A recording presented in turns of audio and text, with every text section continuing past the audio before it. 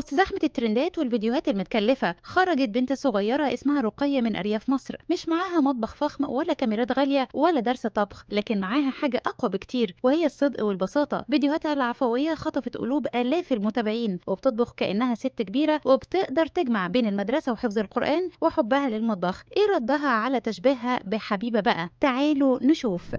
رقية بنت صغيرة من محافظة الشرقية قدرت إنها تلفت الأنظار على السوشيال ميديا من خلال فيديوهات بسيطة بتقدم فيها وصفات أكل فلاحي من مطبخ بيتهم الريف المتواضع بأسلوب عفوي وبريء قوي ومن غير مبالغة.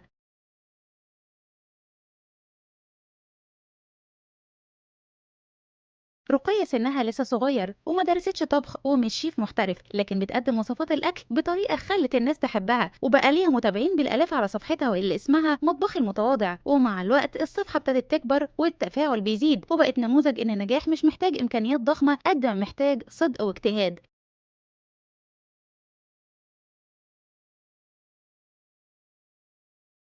واللي ميز رقية مش بس سنها الصغير، لكن طريقتها اللطيفة وابتسامتها وتركيزها في الطبخ كأنها ست كبيرة، وبتتكلم على اعتمادها على نفسها وحبها الواضح للمطبخ واحترامها للناس اللي بيتابعوها.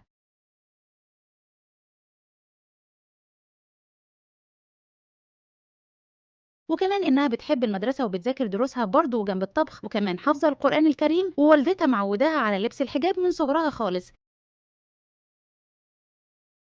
لكن في ناس ابتدت تتكلم على ان رقية بتقلد حبيبة بقى اللي مشهورة بانها اصغر شيف في مصر عشان سنها 15 سنة، وبتقدم برضه وصفات الاكل بطريقة بسيطة ومختلفة. لكن رقية ردت على التشبيه ده على صفحتها مطبخي المتواضع في فيسبوك وقالت يا ريت تسمعوني لاني بقالي فترة كبيرة بعمل فيديوهات ويعلم الله مش بقلد حد، وانا سني صغير بس الحمد لله بتعلم ومركزة في مستقبلي وبحب موضوع المطبخ جدا، وبدل ما اضيع وقتي في اللعب سمعت كلام والدتي لما قالت لي اعملي حاجة مفيدة. وقالت كمان ليه الناس بتشتمني وتدعي عليا بدون سبب، والكلمة الحلوة بتفرحني والوحشة والله بتخلي الدنيا كلها تسود في وشي، عشان ما عنديش فكرة ان عمري اذي حد، ويا ريت بدل ما تكسروا خاطري ادعموني وفرحوني. كمان رقية كان ليها رد على الناس اللي بتعلق على فيديوهاتها وبتقول لها روحي اتعلمي، وقالت انها كانت عندها امتحانات في الايام اللي فاتت وهي مركزة في مدرستها وتعليمها، ومركزة برضه في المطبخ اللي بتحبه بس بتحب تعليمها اكتر. رقية كان ليها نصيحة لكل ام، وهي انه حاولي تعلمي بنتك حاجة مفيدة تنفعها، لان اللعب وتضييع الوقت ملوش فايدة. علميها عشان لما تكبر وتتجوز تبقى شاطرة في بيتها وما تستناش حد يعلمها. والله ستات متجوزة وعندهم اولاد ومش بتعرف تعمل اكل وانا بنفسي بعلمهم والحمد لله مش شطارة مني، ده توفيق من ربنا. حلم رقية اللي نفسها تحققه في الايام الجاية هي زيارة الكعبة، وانها تعمل عمرة او تروح الحج وتقف على عرفات. والكلام ده يخلينا نقول ان غالبا القصص العظيمة بتطلع من ابسط الاماكن، وان النجاح مش متوقف على توافر كل الادوات والتجهيزات الكبيرة، لكن محتاج الشغل بصدق وكفاح وعزيمة.